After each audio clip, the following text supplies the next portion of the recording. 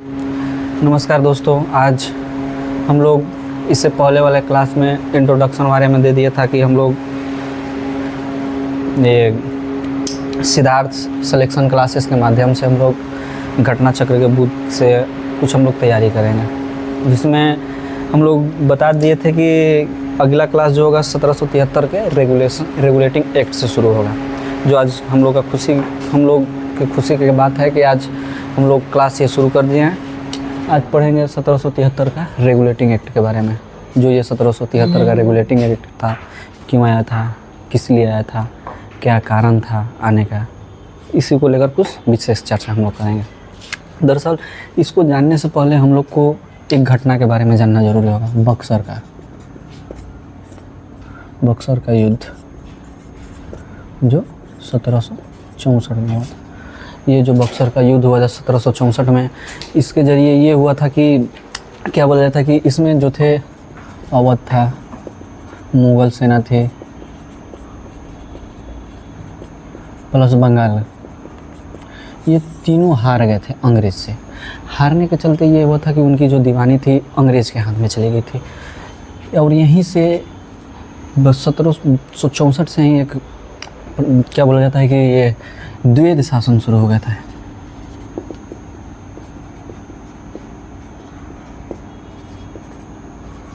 द्वैध शासन का मतलब ही होता है दोहरा शासन। ये जब हो गया था तो इसमें दो ठो शासन हुआ करता। एक ठो था निजामती का अधिकार, दूसरा था ये दीवानी अधिकार। जो निजामती अधिकार था ये तो गवर्नर जनरल को रीजन में ये करता था कि एकमात्र बस कुछ भी प्रशासनिक के तौर पे जो बंगाल का जो नवाब था, कठपुतली टाइप का बन गया था निजामती अधिकार के तहत। लेकिन वहीं जो ये दीवानी अधिकार था, इसमें एक राजस्व अधिकार था। राजस्व अधिकार के नाम से जाना जाता है। ये जो राजस्व अधिकार था, इसमें लगान तय करना, लगान वसूलना, ये सब जो भी प्रक्रिया थी सब अंग्रेज़ के हाथ में चली गई थी।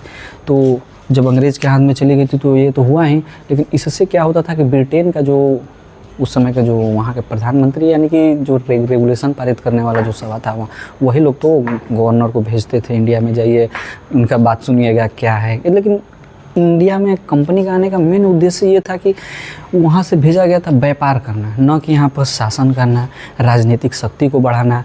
ऐसा कुछ वहाँ से जो प्रधानमंत्री लोग थे, वहाँ के जो ब्रिटेन के लॉर्ड नॉर्थ थे, उनको ये थोड़ा सा जचा नहीं कि भाई हम वहाँ पे भेज रहे हैं व्यापार करने के लिए, ये लोग ये आके यहाँ पर प्रशासनिक और राजनीतिक अधिकार कर रहा है। इसी को कंट्रोल करने के लिए एक रेगुलेशन लाए, जिसको बोला गया रेगुलेटिंग एक्ट। इससे आने से उस समय की परिस्थितियाँ क्या थी, इस परिस्थितियाँ को थोड़ा सा हम ध्यान देंगे।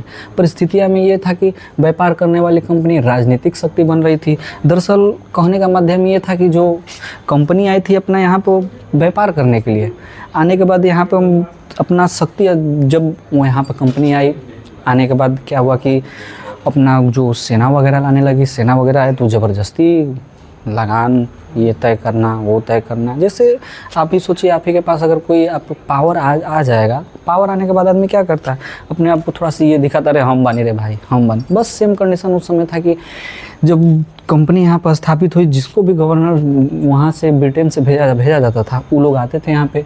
आने के बाद रीज़न ये चलता था कि थोड़ा सा पावर में आ जाते थे।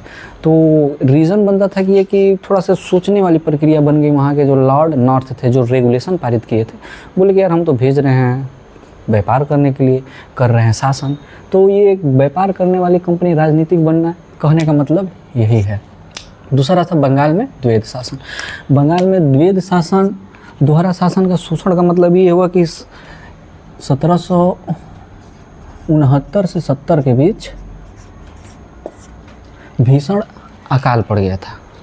अकाल पड़ने के चलते क्या हुआ था कि उस समय कंपनी ही सर्वस्व था, क्योंकि जो लगान वगैरह था ये अपने पास रखता था, न कि ज़मींदार से था कि नहीं ज़मींदार रखता था, नहीं। क्योंकि ये रेगुलेशन आया तो यही सबको कंट्रोल करने के लिए आया था, 1773 का रेगुलेटिंग एक्ट। तो क्या किया था कि जो यहाँ के गवर्नर थे, वो स्टॉक में क्या बोला जाता है कि वो जो 1769 के 70 से जो हुआ था, तो ये रीज़न पड़ा था कि वो लोग जो संपदा थी, धन वगैरह जो था स्टॉक में, अंग्रेज़ लोग अपने पास रख लिए थे। अंग्रेज़ लोग रखे थे तो क्या बोला जाता है कि अंग्रेज़ी जो कर्मचारी थे वो लोग थोड़ा सा करप्शन करने लगे थे। दरअसल रीज़न सुनिए, ये बात ये पड़ जाती है कि आप ही क्या बोला जाता है कि आप ही को धन वगैरह बहुत ज़्यादा, पूरे गांव में सबसे ज़्यादा आपके पास खाने पीने वाला सामान है। अगर कोई जानता जाए आपके यहाँ, अब जानिए कि अगल बगल पूरे कहीं कुछ नहीं है, बस आप ही के पास है खाने पीने वाला सामान, जो बचा है आप ही के पास बचा है, तो आप क्या करिएगा, दीजिएगा। जो 40 रुपये का भाव वो 400 के भाव में दीजिएगा। इस तरह से देने के चलते क्या बोलते हैं, जो कंपनी के कर्मचारी वगैरह तो करप्ट बन गए थे। मतलब अत्याचार वगैरह था, शोषण करना, उनके दिमाग में ये था कि बस हमारे पास है ना, हम रखे हैं तो मतलब इंडियन लोग को देंगे तो उनसे कुछ ज़्यादा पैसा वगैरह लेकर देंगे, तभी ऐसे नहीं।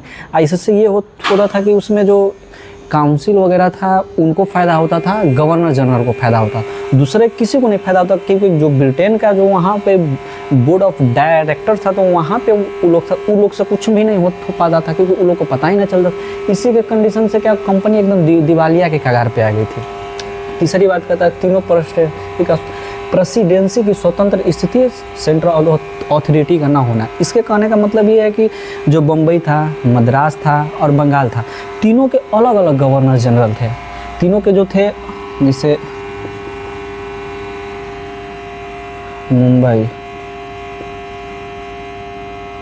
मुंबई था, बंगाल था, मद्रास, ये तीनों के अलग अलग गवर्नर थे। तीनों के गवर्नर, इन लोगों के पास एक सेंट्रल नहीं थे कि इनका जो पावर है, इनको एक ऐसा पावर बनाया जाए जो तीनों को एक साथ हो सके, जो इसलिए सेंट्रल पावर नहीं था। क्योंकि युद्ध वगैरह का ऐसा कंडीशन आया, तो इसमें ना कहा गया था कि बंगाल के जो गवर्नर तो वो कर सकते हैं, मद्रास के तो वो कर सकते हैं, लेकिन तीनों का पावर एक साथ सीमित नहीं था।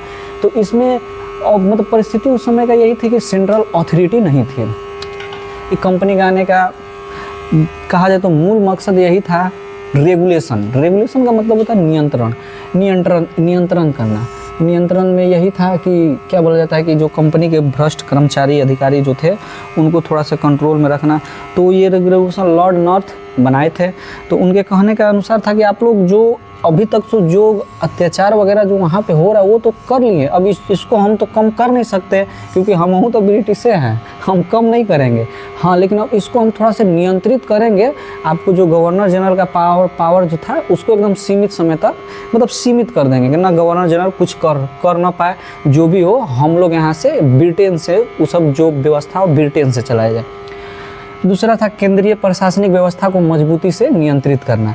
तो जो बोर्ड ऑफ डायरेक्टर्स जो रहते थे वो यही काम करते थे कि अपने थ्रू गवर्नर जनरल को भेजना, उनका सिलेक्शन करना, उनको बताना जो यहाँ पे आते थे।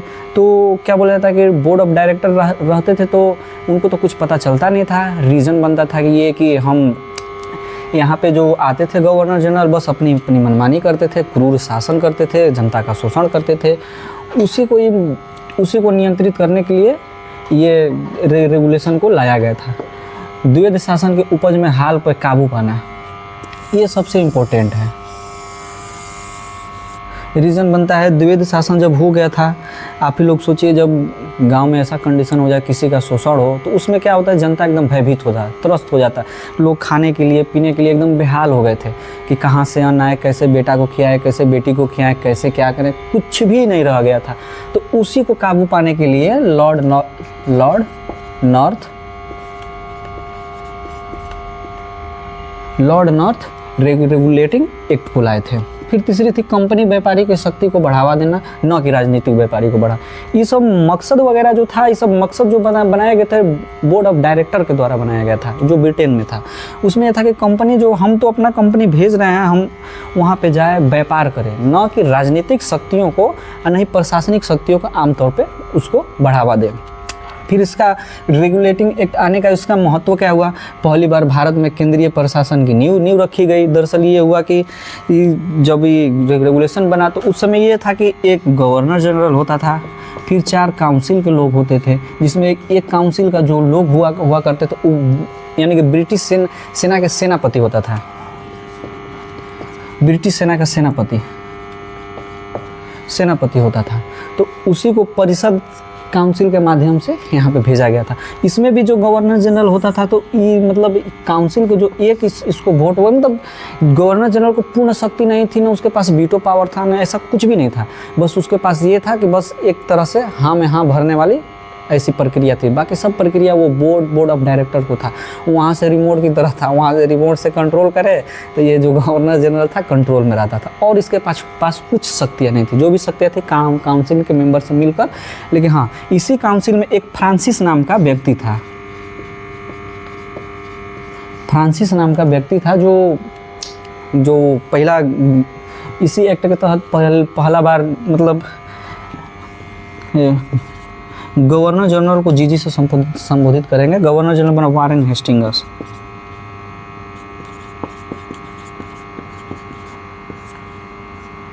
पहला गवर्नर जनरल था। इसी के एक विरोधी था जिसको फ्रांसीसी था, फ्रांसीसी मतलब उसका नाम ही था फ्रांसीसी, तो इसका विरोध में रहता था हमेशा। जो भी रहता, जो ब्रिटिश सेनापति था इसके विरोध में रहता था, जिसके चलते गवर्नर के पास वैसा कुछ पावर नहीं रहता था। तो ये सब रेगुलेटिंग एक्ट आने के तहत ये सब कायम हो गया था। फिर पहली बार कंपनी में राजनीतिक प्रशासनिक कार्यों का मान्यता दी गई।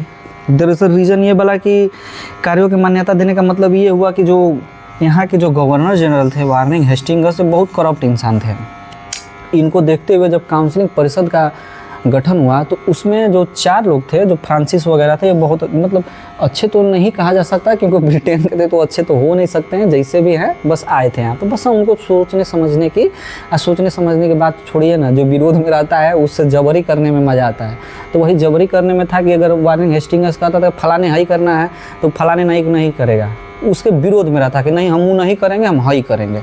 बस उसी के चलते क्या बहुत होता कि गवर्नर जनरल जो थे वारेन हेस्टिंग्स, उनसे थोड़ा से दिमाग में रहता था कि हमारा पक्ष में रहबे नहीं करता है तो हम कुछ कर नहीं पाएंगे।